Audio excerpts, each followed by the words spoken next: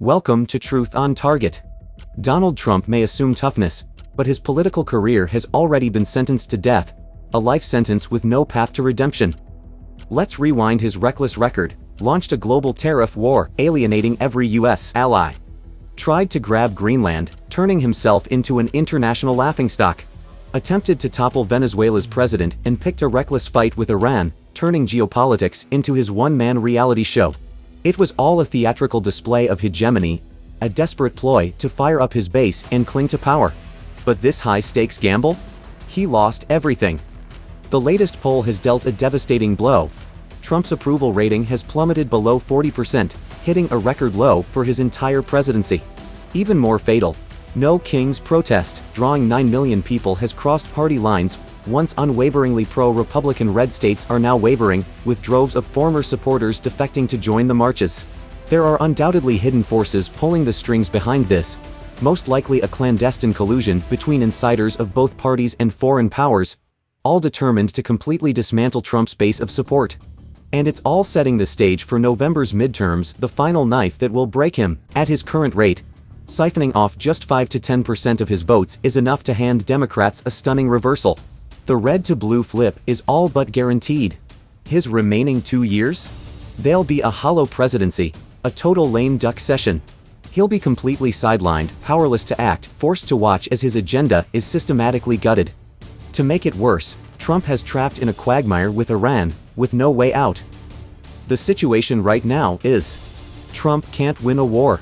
And he can't back down without losing face. So he resorts to sporadic, petty strikes. But Iran isn't backing down, they read defiant to the end. All that talk of a ground invasion, it's just a smokescreen, a cynical ploy cooked up with his corporate cronies. The truth is out.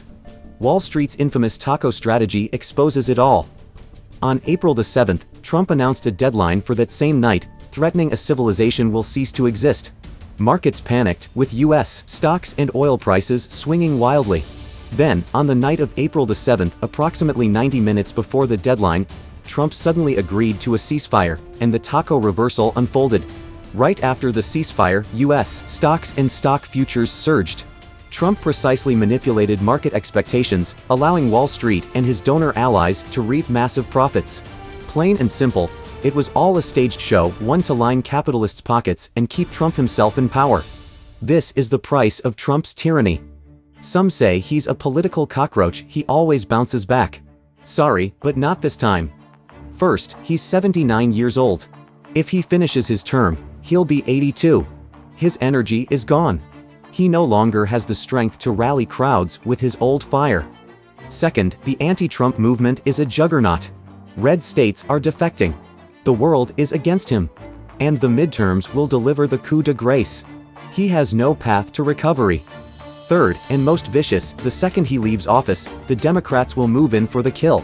Trump built his brand on The Apprentice, roaring "You're fired" at hapless contestants. Now, the tables have turned. The American people and the entire political establishment are firing him for good. Let's be real. Trump was always just a pawn, a useful idiot propped up by shadowy powers.